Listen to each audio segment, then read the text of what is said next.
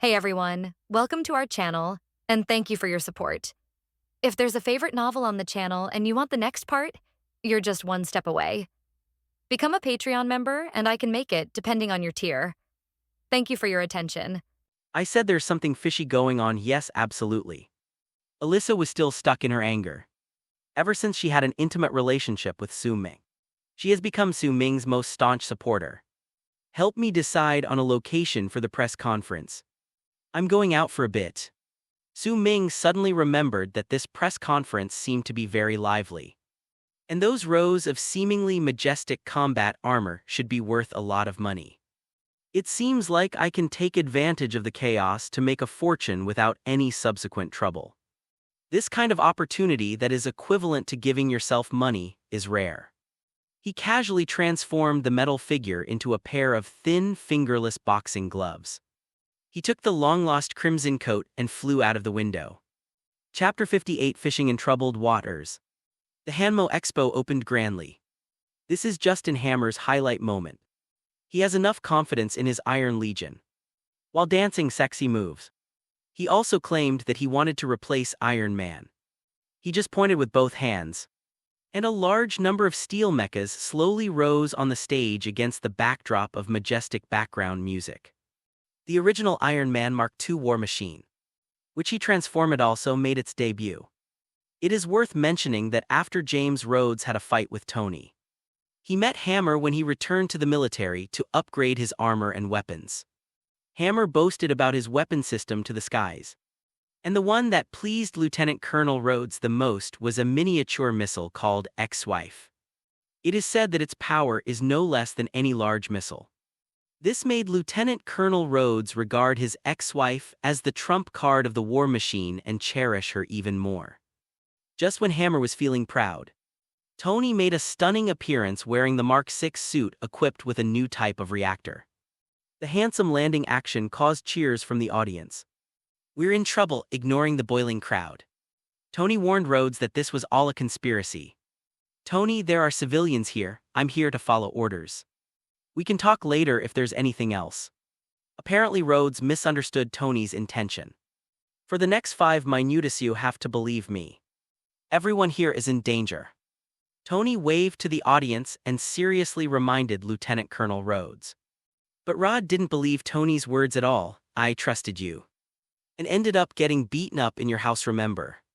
It wasn't until Tony mentioned to Rhodes the collusion between Hammer and Ivan that War Machine Rhodes began to waver. "Ivan is still alive." Just as Tony stepped forward to question Vank's whereabouts, Rhodes in War Machine exclaimed, "Oh, this is not good." War Machine suddenly raised his machine gun and aimed it at Tony. A large number of steel armors behind him also locked onto him. "I'm locked in, is that you, Tony?" Alerted by Jarvis himself that he was being targeted by War Machine, loudly questioned Rhodes, No, it's not me. Go, the entire system has been hacked, get out of here." Lieutenant Colonel Rhodes's dark face turned red at this moment because of the unauthorized warning on the monitor. He realized that something was wrong and he had lost control of the mecha. So he could only urge Tony loudly to leave quickly. In a secret room in the Hanmo factory, Ivan Vanko seized control of the war machine and all the steel armors. The revenge plan officially begins. In order to avoid hurting innocent people, Tony immediately flew into the sky. All the armors attacked in the direction Tony was flying. The high-tech ceiling was shattered into pieces by the bullets, and the tempered glass fell like raindrops.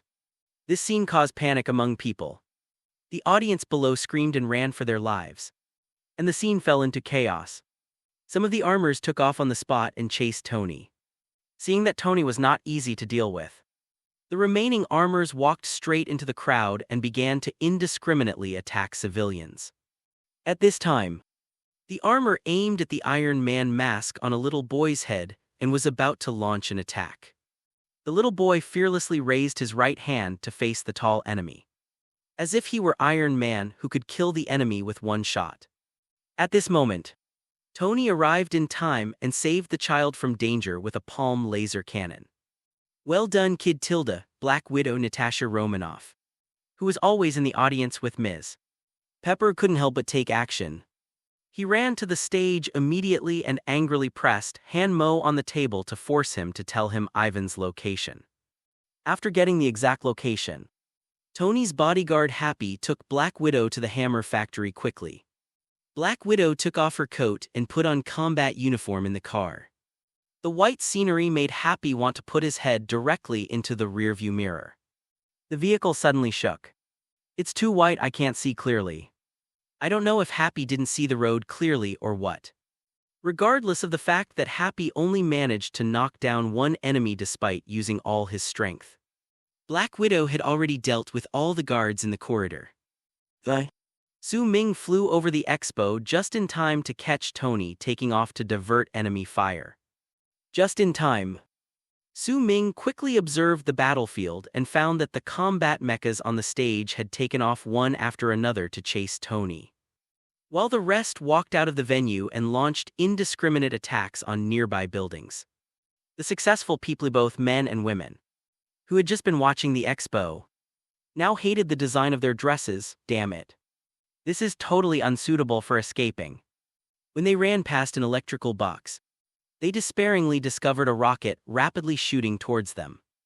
Just as the electrical box was about to be hit and explode, Su Ming flashed forward and came closer, slapping the huge cannonball away with his backhand.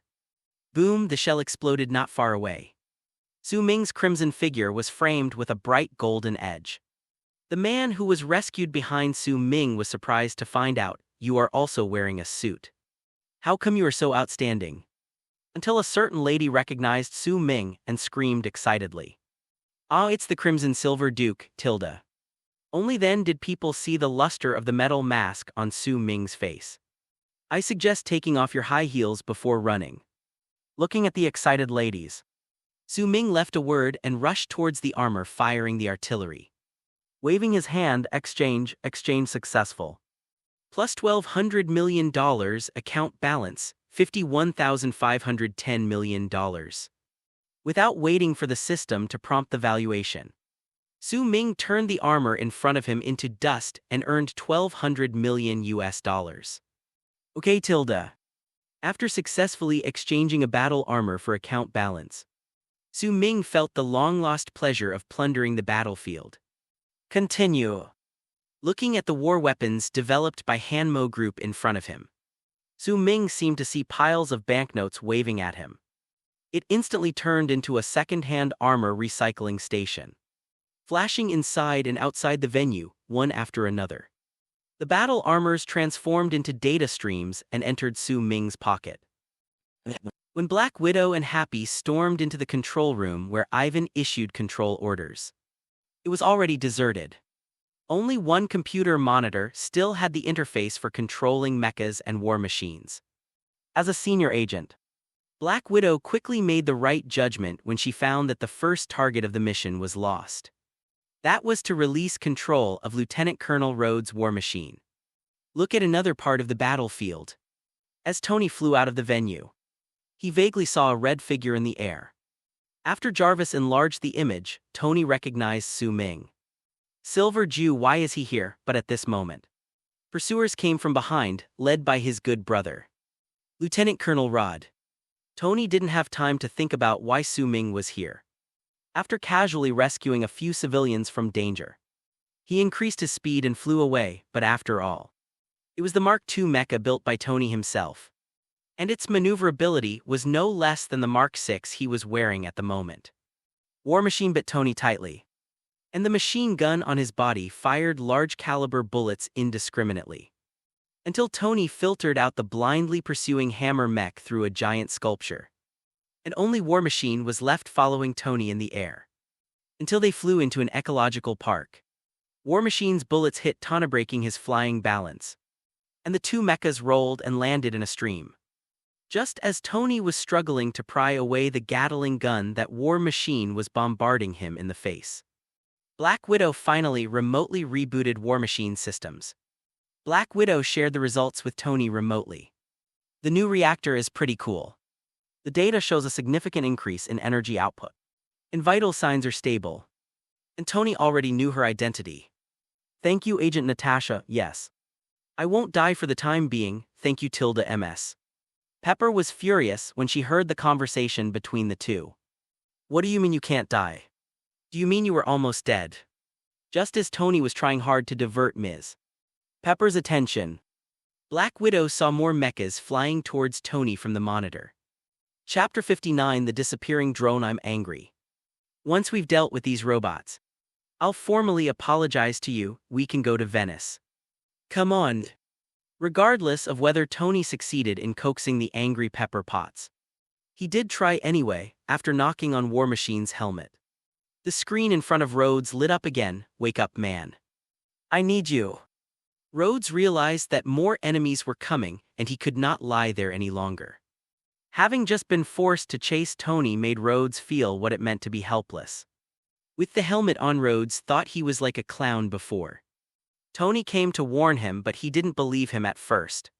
He even nearly killed his good brother.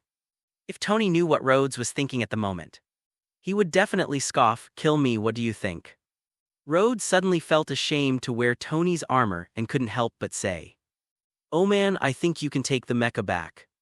Tony pulled Rhodes up and looked at him. Seemingly apologizing, he shook his head. "Forget it, I dragged you in here." Rhodes didn't know Tony did that on purpose when he was messing around in California. At first he thought he didn't have much time left. After spending some time together, Tony realized that Rhodes was an upright guy who was worthy of the armor he had painstakingly developed. Tony put some thought into allowing Rhodes to wear his suit without any burden and become Iron Man's successor. The two had just resolved their differences 1 second. And the next second they had a disagreement over combat operations. "Let's go up, this is a crossfire point. It's dangerous to stay here. I think it's a good idea to kill those robots here." Just as the two were arguing about which area to meet the enemy, a group of Hanmo mechas surrounded them. A group of enhanced drones locked onto the two of them at the same time. The helmets dropped and Rhodes and Tony began to fight. The two stood back to back, tacitly filling the gaps in each other's firepower, as if the quarrel had just been between two other people. At this moment, Su Ming, who was chasing the mecha, arrived. He has recycled all the mechas at the venue and made a huge profit of $3 million. Watching the large and expensive reinforced mecha chasing after Tony. Of course, Su Ming would not let go of this last wave of gold monsters. Looking at the tacit cooperation between the two people on the field, a picture flashed through my mind. It looks like Tony is about to unleash a powerful area attack here, killing all enemies in one fell swoop. It's handsome, but what a waste. The two used machine guns and palm cannons to fight the enemy. In Su Ming's eyes, the gold coin baby went from brand new to worn out, and it seemed that it could not be sold at a good price. Certainly in a hurry. Su Ming activated magnetic control to keep all the mechas in place, including Tony and Rod. Magneto's methods are mainly professional counterparts to Iron Man. Warning, warning. The mecha is unable to move due to unknown reasons. Jarvis and War Machine's intelligent assistant sounded the alarm at the same time. Tony and Rhodes were both bewildered and said in unison, "What the F **K? Tony was just about to show off his unique ultimate move in front of Rhodes, which was supported by the new source of Mark 6. I found that my body suddenly couldn't move, and I couldn't even do basic operations like turning on the helmet. The occasional snowflakes that appeared on the screen meant that I could lose my vision at any time. The feeling of powerlessness and loss of control instantly filled Tony's heart. Tony guessed that this might be Ivan's method against him, and his palms suddenly broke out in a cold sweat. His brain was spinning rapidly as he thought of a countermeasure. But the noisy Rhodes obviously didn't intend to let him be quiet for a while. "Oh god man, my suit seems to be controlled again. What should I do? Think of a solution quickly." "Shut up. I can't move either." The two started arguing again on the communicator. After Su Ming froze, all the mechash continued to move, and the red figure quickly shuttled between the Hanmo mechas. Exchange successful. Plus 2,000 million USD. Account balance is 80,100 million USD. Exchange, it's more valuable than before. After a while, Perhaps for Tony and the others, it was a long time. Su Ming finally collected all the mechas on the scene. Plus $2,000 million account balance, $98,100 million. Looking at the ecological park that has been restored to its original purity, I breathe a sigh of relief. This trip was not in vain, and I made a lot of money. Suddenly I saw Tony and the other two standing there in a daze, still maintaining their shooting posture. Then I remembered that the two brothers are still together. He easily released his control over them at the same time. He found that his hands were covered with black ash from gunpowder smoke. So he walked to the river and squatted down to wash them. "Who get down?" Buzzed Tony, who had regained his mobility, shouted to Rhodes to get down without saying a word, and quickly spun his body to release the ultimate move he had been accumulating for a long time. Two red lasers full of energy shot out from Tony's wrists. A halo with a strong cutting effect flashed by, and a large area of trees were cut in half. This powerful move was inspired by the house that was nearly cut in half by Tony while he was creating the new element. Through observation, Tony realized that his ultimate move did not seem to hit any target. The two men leaned back, with machine guns and palm cannons on standby at all times, carefully searching for targets everywhere as if facing a powerful enemy. Suddenly, I discovered that the Hanmo robots that were all over the hillside just now were gone. What the hell? The two took off their masks and looked at each other with dull expressions. Suddenly, I heard the sound of flowing water nearby. Caca. Two metallic collision sounds of helmets falling were heard one after another. Rhodes controlled the machine gun and aimed it over. And Tony also raised his arm and charged the laser cannon to emit light. When he saw the figure squatting on the ground washing his hands, Rhodes cursed, "Oh shit. Since they're friendly forces, why didn't you tell me earlier?" Tony thought about his inability to move just now. His eyes filled with surprise. Could it be that what happened just now was done by Yinju? I've never seen him use it. What other secrets does he have? What are you doing here? As Su Ming just squatted down, his spider sense issued a warning, and then a sharp laser swept over. He happened to be squatting on the ground, so he simply gave up hiding. The laser passed over his head but did not hit his body. Facing Tony's question, Su Ming smiled and asked, "Do I have to tell you?" He answered casually, "Nothing. I just happened to be passing by and was washing my hands." Rhodes thought to himself, "No one treats people like you do. God is passing by. Don't say you didn't see the robots all over the mountains just now." So where did those robots go? Tony, who had come into contact with Su Ming several times, knew that this person was secretive and his methods were unpredictable. Most of those robots were dealt with by Yinju. Since he doesn't want to talk about it, then forget it. I'm not that curious at this moment. Agent Natasha's prompt sounded in Tony and Rhodes' ears. "Attention, another drone is coming. This one looks different. The propulsion power is very high." Tony and Rhodes looked up at the sky after hearing this. I saw another set of mechanical armor landing steadily from a high altitude. The helmet opened, and Ivan Vanko appeared in front of Tony and Rhodes with a happy smile. "It's great to be back." Lieutenant Colonel James Rhodes looked at Ivan falling from the sky and blurted out, "This is not a second." Ivan's confident expression gradually turned into arrogance. He crossed his arms over his chest and threw them downwards. Sizzle pop. Two thicker whip ropes flashing with lightning instantly drew two deep grooves in the ground. Rhodes suddenly had an idea. "I have special weapons, I'll deal with him." Chapter 60, Advisor to SHILD. Su Ming felt that the purpose of this operation had been achieved, and found a comfortable position to enjoy the upcoming battle. Lieutenant Colonel Rhodes recalled that among the many weapons recommended to him by Hammer, the one he liked best was the ex-wife micro-missile. "Thinking of my brother Tony, watching me perform this time. I'm going to use my ex-wife to blow open his fortress." With what? Tony suspected he had heard wrongly. Rod took a handsome step forward and activated the ex-wife launch switch. Call the mech at the shoulder flipped open, revealing a sharp missile head. Amid the sound of mechanical operation, long flames from the thrusters spurted out. After a brief aiming and charging, the ex-wife shot fiercely towards the mecha on Ivan Vanko's chest. Dang snap! The ex-wife slammed hard into Ivan's breastplate, making a crisp sound flip several times in the air, and fell into the water at Ivan's feet. The imagined violent explosion did not happen. After the ex-wife stubbornly produced a few sparks in the water, there was no movement anymore. Tony was at a loss for words as he watched the missile's remarkable performance. He casually asked, "Made by Hanmo?" The War Machine's missile bay closed, and Lieutenant Colonel Rhodes said helplessly, "Yes." He never expected that the ex-wife missile he had high hopes for turned out to be a dud. It was very embarrassing. This is such an unworthy name, in short. Lieutenant Colonel Rhodes was very disappointed. On the screen in front of Tony, Jarvis locked onto several areas of Ivan's chest. "Just look at mine." The Mark VI missile bay popped up and several finger-sized micro-missiles were fired.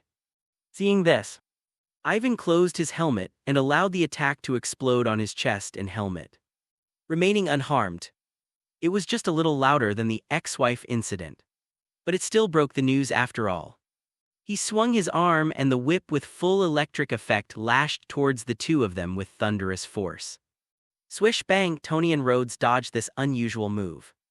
The machine guns on War Machine's shoulders and hands fired simultaneously, forming dense flames on Ivan's mecha. But it never broke through the defense, snapped. With a flash of a whip, Rhodes suddenly discovered that the barrel of the heavy Gatling gun on his shoulder, which he was so proud of, was gone. Shit. What kind of war machine is this without the big guy? Rhodes' mood was a bit complicated at the moment, but it did not affect his continued attack from the machine guns in both hands. Tony tried to take off and attack Ivan, but Ivan's armor was very strong. After several collisions, he did not achieve any results and his neck was entangled by Ivan's lightning whip. Rhodes was in an even worse situation. He had little experience in mecha combat and was easily knocked down by Ivan. When he tried to get up, another lightning whip wrapped around his neck. Ivan now has his own highlight moment, with Iron Man in his right hand and War Machine in his left. He suppressed the two men with a high-powered lightning whip in his hands. This made Ivan want to shout out loud with joy. Su Ming, who was watching the battle from a distance, knew that a famous scene was about to happen. In my memory, the palm laser cannons of the two Mark armors will burst out with powerful power like the magic link between wands in Harry Potter. Su Ming subconsciously straightened her back, not wanting to miss this wonderful scene. Tony's quick mind instantly recalled that when he and Rhodes were fighting at his home, he had fired a cannon at him with considerable power. A plan came to mind. "Rod, I have an idea. Do you want to be a hero?" When Rhodes, whose whole body was shining with electricity, was worrying about whether his battle suit could withstand the lightning whip, Tony's voice sounded in his ears, but he did not understand Tony's thoughts for a moment. "I need a follower, put your hands up." After saying that, Tony raised his palm towards Rhodes, and the energy cannon in his palm flashed with arc light. Looking at Tony's actions, Rhodes understood what he meant. "You said you would cooperate if you wanted to. But why do you need a follower? You have to be one step ahead of others all the time, right? Is this the solution you mentioned?" "Yes, are you ready?" Tony urged loudly. All right, come on. Rhodes also raised his palm at this time and pointed it in Tony's direction. Ivan watched the two's movements and realized that this seemed to be some new move of theirs. He secretly said, "Not good." Iron Man and War Machine shot out high-frequency energy cannons from their facing palms at the same time. Zai boom! Two dazzling rays of light converged on Ivan's mecha at the same time, causing a powerful explosion. The dazzling white light turned the spherical dome of the ecological park into a shining light bulb. They were currently in a large ecological park in the center of the city, with beautiful scenery including mountains and water. But the explosion had left it in ruins. The explosion was so violent that Tony and Rhodes were blown several meters away. When the two walked up to check on Ivan, he was already lying on the ground, his armor in tatters, and the reactor on his chest flashing a dangerous red light. "You lost." The instant defeat made Ivan determined to fight to the death. After secretly activating the self-destruction program of all drones, including his own reactor. He still insisted on being stubborn, imagining that if so many drones exploded, countless people would accompany him to see God. Ivan convinced himself that this was not a loss. Tony reacted and realized that Ivan was going to self-destruct. The power of a reactor explosion was no joke. Then he remembered Miss Pepper, who was still at the venue. With a worried roar, flames spewed out of his hands and feet. And he rose from the ground and rushed into the distance. Tony was flying at high speed with only one thought in his mind: to keep Pepper away from the explosion. Little did they know that Su Ming had already recovered all the drones. Tony picked up Pepper and flew far away from the danger zone. But after landing, received Ms. Pepper's resignation application. The reason is that he can no longer bear the pressure of Tony humiliating himself. Regardless of the fact that Tony defeated the enemy with one move. A deep kiss instantly changed Ms. Pepper's mind and also confirmed his feelings. Su Ming in the ecological park felt that the trip was worthwhile. He made money and watched a show. It was time to go back and take a shower and go to bed. Looking at Ivan Vank, who was dying on the ground but still had an inexplicably excited look on his face. My heart moved. You didn't expect the other drones to explode with you, did you? Su Ming just looked down on those players who relied on their academic prowess and looked down on others. Ivan was stunned when he heard Su Ming's words. He quickly checked the status of the other drones through the mecha system. And the feedback he received was devastating. Unable to connect. The warning sound of the reactor self-destruction became increasingly sharp. Shit tilde, Ivan, who had been unharmed by countless bullets, was broken at this moment. Boom. The huge fireball razed the entire ecological park to the ground. After successfully stimulating Ivan, Su Ming activated his magnetic power to control his body and transformed it into a stream of light. Escaping into the distance. Natasha's mission at Stark Industries is over. Natasha issued a detailed assessment report on Tony Stark. Based on her report, Tony Stark was denied a recommendation to join the Avengers. There are several keywords in it: obsessive-compulsive behavior traits, self-destructive tendencies, standard narcissismic. Nick Fury agreed with the report very much. After all, Natasha had been sneaking into Stark Group and observing Tony closely for a long time.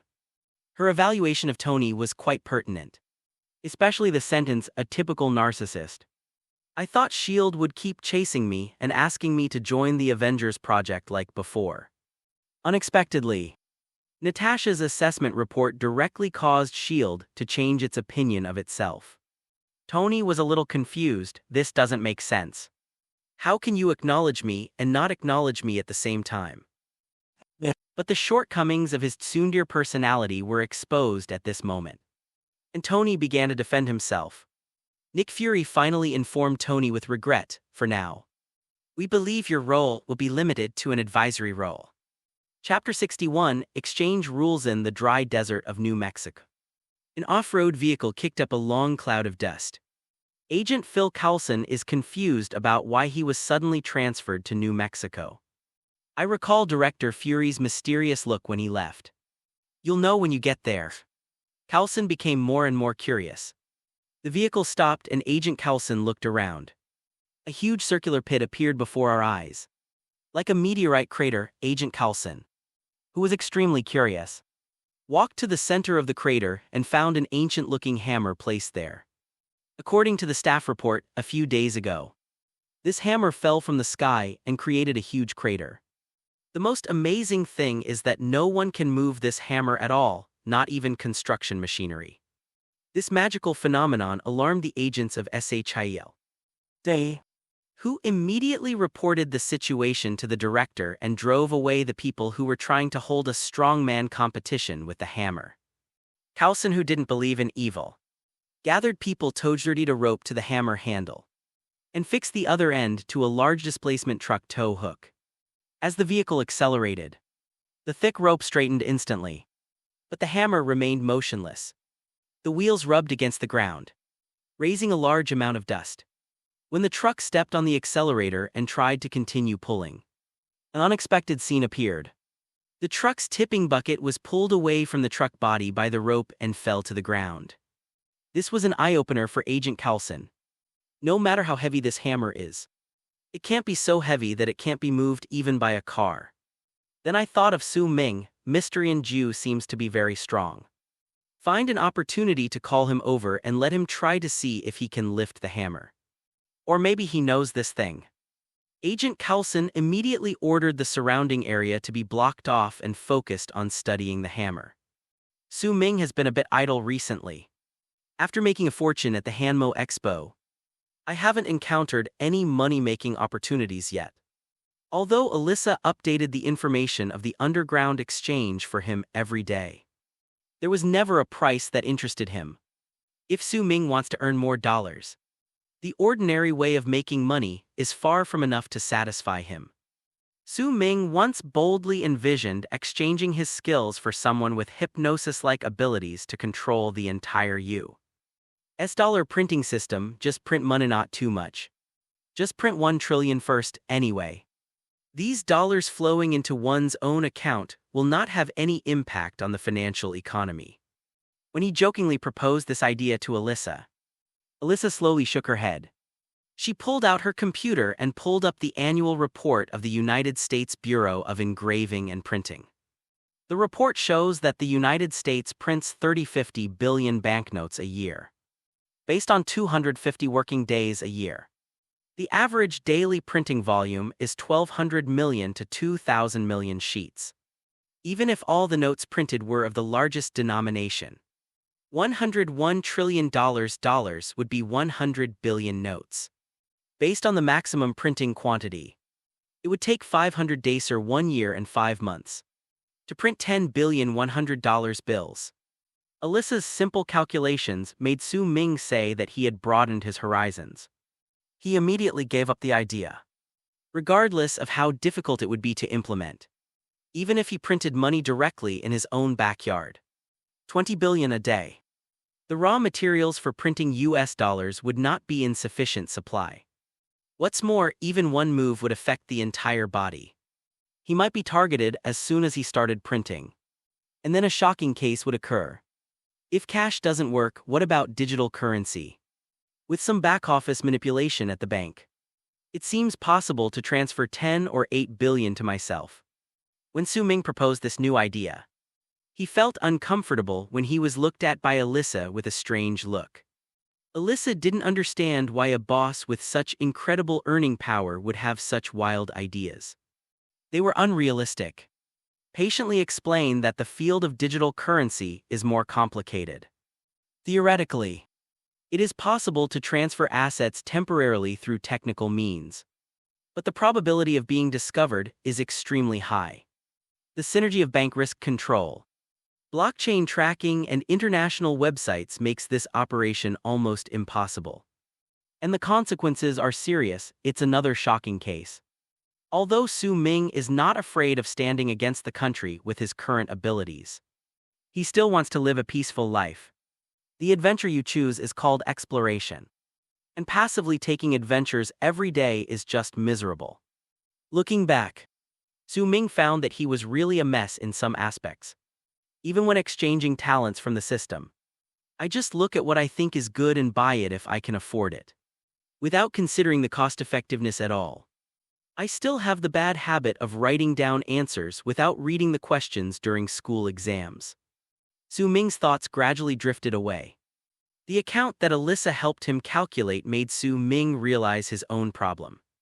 I don't know how to manage my finances and I don't have any plans. But Su Ming suddenly felt relieved. I'm a poor student. It would be abnormal if I were proficient in finance and stocks. Su Ming is a person who goes with the flow, and lofty ideals and ambitions have little to do with him. As a human being, the most important thing is to be happy. Looking back on the days when I played Legend in an internet cafe and bought materials for my boss, I was very satisfied when I could earn a few $1,000s every month. If I hadn't had back pain that made it impossible to sit still, I wouldn't have changed my job to become a writer, but now, since fate has given him a second chance, Su Ming must of course seize it. Returning to the issue of making money, Su Ming summarized his channels for making money. One is to complete commissions to earn commissions, and the other is to use the system to exchange items. In comparison, using the system to exchange items is obviously more efficient. Su Ming was deeply impressed by the fact that a Jellic missile vehicle was instantly exchanged for 120 million. Finding something of high value to exchange for money seems to be the key to breaking the circle. But what can be exchanged and what cannot be exchanged is a problem. After sending Alyssa away, Su Ming had a wild idea. He wanted to see if the entire hotel could be exchanged.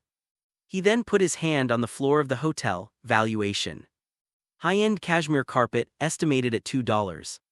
Damn, who asked you to value the carpet? Lift the carpet to reveal the smooth solid wood floor. Valuation: XX Hotel Tower in Manhattan, right arrow, US $25 billion, non-convertible. Items whose disappearance will disrupt the order of the plane cannot be exchanged. It was the first time that Su Ming encountered a non-redeemable prompt. And the system also thoughtfully attached an explanation. Reflect on the sentence. Indeed, all items previously exchanged will disappear and become account balances. The plane refers to this world. Disappearance will disrupt the order of the plane.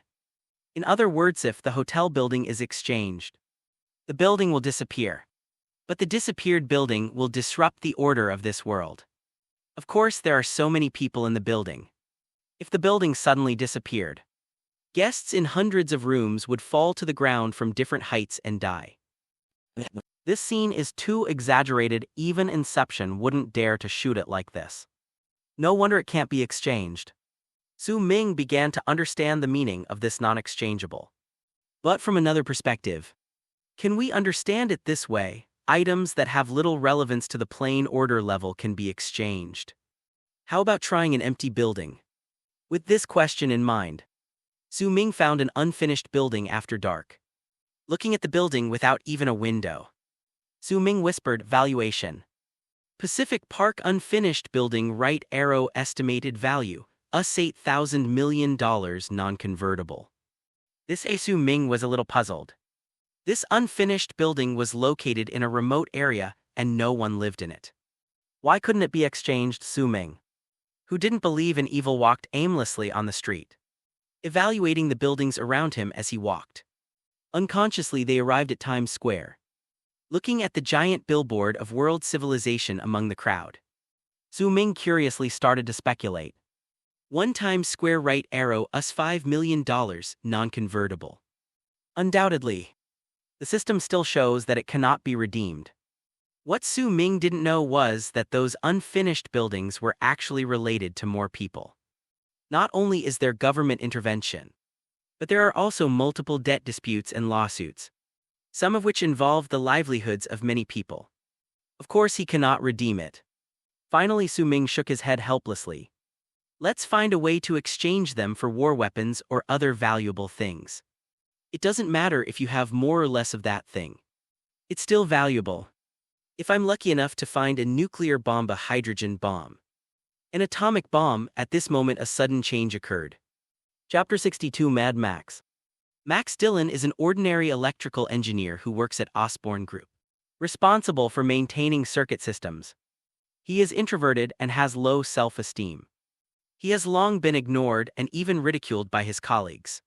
He lacks a sense of existence, and his colleagues even forget his name on his birthday. Only Spider-Man saved him in an accident and called him friend, which made Max admire Spider-Man since then. His home has been filled with Spider-Man posters. Max regards Spider-Man as the only person who recognizes him, and he even fantasizes about becoming a partner with Spider-Man. But an accident changed his fate. While repairing the circuit, Max fell into a culture tank full of genetically modified electric eels due to an operational error. His body was penetrated by the high-voltage current and was burnt all over. The people at Osborne Group thought he was dead and planned to deal with him hastily to protect the company's reputation. Max suddenly woke up in the morgue, with the charred skin on his body falling off. He discovered that he could actually see the bioelectricity in his body. Not only that, The surrounding electrical appliances seemed to sense the energy he was leaking and started operating on their own without being plugged in. At this time, Max didn't know that he was no longer human. He picked up the clothes beside him and walked into the street aimlessly. Every time he passed a place, the surrounding cars would flash their sirens, and Max felt an unprecedented hunger. He slowly placed one hand on the car light, and the next second the weak electric current was completely absorbed by him. This little bit of electricity slightly alleviated Max's hunger. But it was far from enough. His eyes looked towards the brightly lit Times Square not far away. To Max it was like a five-star buffet restaurant, and the underground power grid attracted him like snail noodles. He ran impatiently to the center of the square, knelt on the ground, opened the guardrail and put his hands on it without hesitation. Under Max's greedy sucking, the power of the entire square was affected. This also attracted the attention of the police officer on the side. "Sir, get your hands off the cable quick." Max slowly stood up, and his body, which was emitting light blue electric light, scared the police officer. The police officer instinctively raised his pistol, which scared Max in a hurry. He activated the electric power to materialize, lifted the passing truck high up and threw it aside. The police arrived quickly and surrounded Max. "Get down on the ground right now, for your safety and the safety of the people around you." With reporters surrounding him, Max's unusual face was projected onto a giant billboard in Times Square. As a 10th-level electrician with low self-esteem, his dream is to be valued by others one day. "I didn't expect that I would get what I wanted now. But in the current way, put your hands up, freak tilde." Just as Max was staring at himself in the commercial, the police threw a smoke bomb and shouted, "Freak. No, don't do that, it's not my fault," I said. "Stop." Max's emotions were finally ignited, and powerful energy burst out from his body. Blue electric light spread out in a circular shape, instantly blowing away many police cars and police officers. The police opened fire decisively. The strange thing is that the bullet was torn apart by the powerful electric force field when it approached Max. One Times Square is only worth $5 million. After Su Ming appraised the building covered with electronic advertising screens, he was very surprised. Suddenly the billboard flickered, as if it was out of power. Soon the crowd exclaimed and turned to look. A man in a hoodie raised the truck above his head, with his hands emitting electric light. "Oh wow, isn't this that guy? Electro is here, and Spider-Man should be here soon." Su Ming lamented that New York was such a disaster-ridden city that he could even run into the Electric Man while taking a walk. Ignoring the civilians fleeing in all directions, Su Ming pulled a chair from the street and found a good spot to sit down. "Hey Tilda, it's a good time to take a break, watch a show, and eat some melons." A spider's thread streaked across the night sky. Spider-Man Peter Parker swiftly got under the flying police car, held up the police car, and saved the police officer who was about to be crushed. "Thank goodness you drove a car instead of riding a horse." Peter thought he was being humorous. When the rescued police officer saw Spider-Man coming, his eyes lit up and he immediately informed all the police officers through the intercom. "Everyone cease fire immediately, repeat. Cease fire immediately." Peter somersaulted onto the roof of the car and looked at the bewildered figure. "Hey Sparks, what are you doing?" Max turned around and found that his good friend Spider-Man was there, and his fear was instantly soothed. "The only person who recognized me finally came. They called me a monster. But it wasn't my fault, they shot me and smoked me with smoke bombs." Max was so upset that he wanted to talk to Spider-Man. But the only words that came out of his mouth were, "Is it you?" Peter Parker had no idea who this guy was glowing blue. "I accidentally saved Max before and only knew his name after seeing the work badge on his chest. I also encouraged him, by the way." But at this moment he couldn't recognize Max at all after all. He had changed a lot. Hearing Max's words, Peter responded loudly. "Yes, I am here, who are you?" Spider-Man's question, "Who are you?" made Max's heart sink. Walking towards Peter, Max couldn't believe that the only good friend who recognized him now didn't remember him. He had fought others to protect Spider-Man's reputation, But he had never fought like that even for himself. Max found it incredible.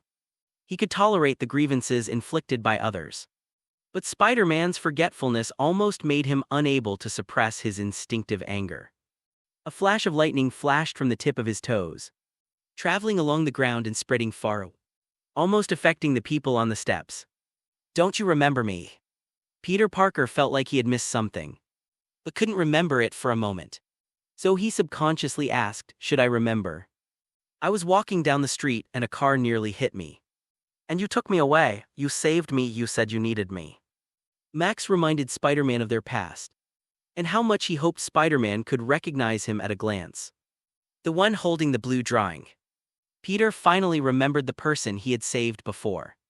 It turned out to be him. How did he become like this? But we must appease him no matter what and prevent more people from being harmed. Peter pretended to be relaxed and walked up to chat with Max, and finally remembered his name when Max was on the verge of anger. She explained that he had changed and she didn't recognize him at first.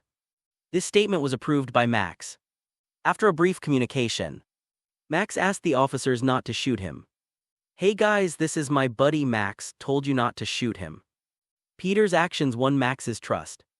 Looking at himself on the advertisement screen, he spoke his true feelings. "I just want everyone to see me." Peter continued to comfort Max, and Max was ready to suppress the indescribable anger in his body.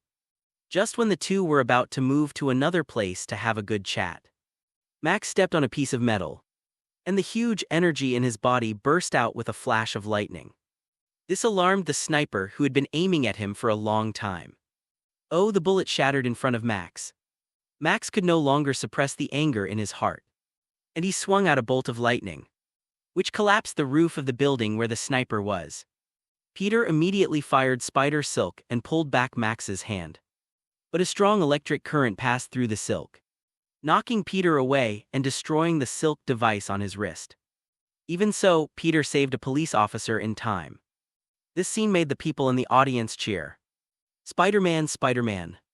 As I watched my image on the billboards change to a close-up of Spider-Man, my ears were filled with people's malicious insults.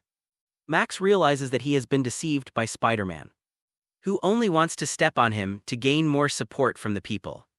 Max, whose faith collapsed, was extremely angry. Completely crazy. Chapter 63: The Smell of Barbecue. The big screen was still broadcasting a close-up of Spider-Man. Thanks to the photographer's deliberate efforts, the little spider's figure appeared tall and majestic. The cheers of the onlookers lingered over Times Square. With Spider-Man in charge, the people who were originally fleeing in panic started to watch the show, and all kinds of vicious curses were directed at Max. There is no worry at all about detonating this time bomb. At this moment, Spider-Man's glorious image formed a sharp contrast with poor Max, which made Max feel like he was in hell. Spider-Man's behavior is undoubtedly a betrayal in Max's eyes. When a person's grievances accumulate to a certain level, they will turn into anger. What's more, Max's body, which has just undergone a transformation, is already full of violent energy. Liar, go to hell. Max finally launched an attack on the light in his heart. Spider-Man. Violent electric current rushed from the ground towards Spider-Man. Peter quickly rolled over to avoid the attack, but the electric current had already been transmitted through the ground to the metal handrail. The people most in danger are obviously those standing on the stairs. The spider sense was fully activated, and the speed of the scenery around him slowed down instantly in Peter's eyes. Using the remaining spider web shooter, he showed off his ultimate skills before the danger came. He pressed the outlet of the launcher with his left hand, and the spider silk sprayed out flew in all directions due to the compression, grabbing all the people who were about to be electrocuted to death in time. Electro's attacks followed one after another, blasting big holes behind Spider-Man. Peter rolled in the air and shot out spider silk to grab a fire hydrant and smashed it towards Electro. Bang, sizzle. Both of them were hit by each other's moves and flew out at the same time. Peter in the air was paralyzed by the electric current and his body was stiff. He could only let inertia knock him to the side of the road. At this moment, Peter felt a strong hand supporting him from behind. It's Su Ming. Su Ming watched as the electric man was about to cooperate with Peter's persuasion. But his emotions were completely ignited by the sniper's careless shot. These police officers are really good at assisting. How anxious are you to get a promotion and a raise? Seeing the little spider flying backwards towards him, Su Ming casually supported him. Peter steadied himself and saw a familiar face. Feeling both surprised and delighted, very good, it's Mr. Silver Jew, sir, why are you here? There was a hint of excitement in his tone. He didn't know whether his performance just now was acceptable in Mr. Yin Ju's eyes. He looked at Su Ming awkwardly and subconsciously hid the damaged spider silk launcher behind him. For a moment, I forgot that I was still in a battle. Are you kidding, Mr. Silver is here, so how can Electro still be a problem? Su Ming found Peter's expression somewhat funny. The bowl of chicken soup I gave him was not in vain. The young man seemed to respect himself more, looking back. It's been a while since I last saw Spider-Man. And he seems to have grown a lot. The hand holding Peter patted Spider-Man's back. Considering that there were too many people around, he couldn't call Peter by his name. Spider, this is a long story, are you okay? Su Ming's appearance gave Peter great confidence. After hearing Mr. Yin Ju's cordial greetings, Peter wanted to tell Su Ming everything that had happened to him recently. I'm fine, sir. I've been trying to figure out what happened to my parents. Oh, and I'm also planning to confess my feelings to Gwen. Before he finished speaking, darkness fell before everyone's eyes. Max, the electric man who was left unsupported, was smashed into an advertising screen by Peter's swung fire hydrant. He grabbed two thick cables and pressed them against his chest, and began to madly absorb all the electricity around him. All the billboards in New York's Times Square went out instantly due to lack of power. And the once brightest corner of the city was now plunged into darkness. After a powerful energy wave, the surrounding buildings were severely damaged by the shock wave, and various building materials fell from high altitudes. The onlookers instantly switched back to escape mode, screaming and running around. The transition was so smooth at this time. Electro has become Electro Pro Super Blue Electro. With his energy overflowing, he was suspended in the air by the electric field like a god. Sizzle pa, his hands were blazing with electricity, releasing powerful lightning bolts and launching indiscriminate attacks on those who had just mocked and insulted him on the street.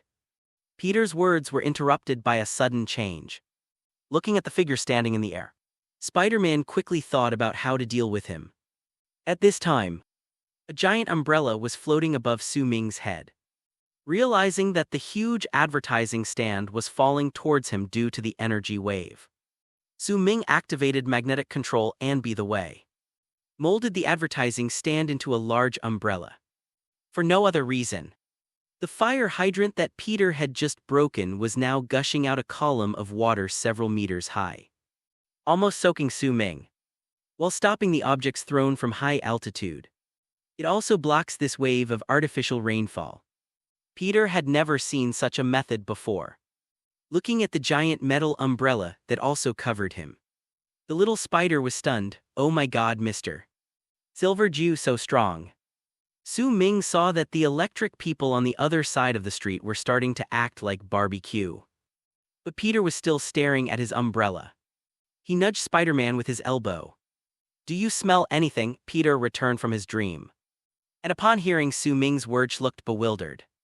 What does it smell like? Two black lines appeared on Su Ming's face and he pointed to the opposite side. The smell of barbecue, the smell of passers-by. Peter then realized that while he was distracted, Max had already begun to retaliate against the people. F***K, Peter, who rushed out, heard Su Ming's reminder. His eyes lit up and he turned and ran in another direction. I wonder if the glowing thing will short-circuit if it gets caught in the rain. Seeing the little spider turn around and run towards a fire truck, Su Ming said with relief. As expected of a college student, your reaction is quick. Try this 100,000 volts. The surging energy seemed inexhaustible. Max felt like he was Thor, and the lightning in his hands was scattered onto the streets without any cost. The pleasure of revenge washed away the shame in my heart in waves as the lightning struck. Max wanted to shout loudly at this moment, ah tilde tilde. Yes, he shouted, but it was not a happy thing at all. The sudden surge of high-pressure water instantly disrupted the violent energy in his body. He short-circuited. Paggy falling to the ground paralyzed. Max turned his head with difficulty and saw a scene that made him vomit blood. Spider-Man, wearing a fire helmet, was humming a song and standing at the front of the team, holding a high-pressure water gun and constantly pouring water on himself. He looked so relaxed and happy, as if he was just putting out a pile of burning garbage. Max's self-esteem was once again severely hurt by Spider-Man. Spider-Man. Seeing that Spider-Man successfully dealt with Electro, a large number of police officers rushed forward and tied Max up like a big dumpling with insulating materials. When the onlookers saw the bad guy being knocked down, they spontaneously gave warm applause and cheers. And occasionally there were a few loud whistles. See. Spider-Man is awesome, as expected of a superhero. Spider-Man seemed to be talking to someone just now. By the way, did you see that umbrella in the air? I saw it and I almost couldn't believe my eyes. Incredible. Su Ming felt that it was about time to go back. He could go downstairs for a walk and enjoy a visual feast, which would always make him feel good. As for Peter, Su Ming had no intention of greeting him. Didn't he see he was surrounded by media reporters? Since this young man trusts me so much, it is reasonable for me to help him out. At this time, Su Ming's phone rang. Nick Fury's distinctive voice came from the microphone. Fate, my friend, are you interested in a trip to New Mexico? Have a commission. Su Ming's first reaction was that S.H.I.E.L.D. was asking him for help again. Oh, Mr. Director, are you in any trouble? Chapter 64, Hammer's Commission.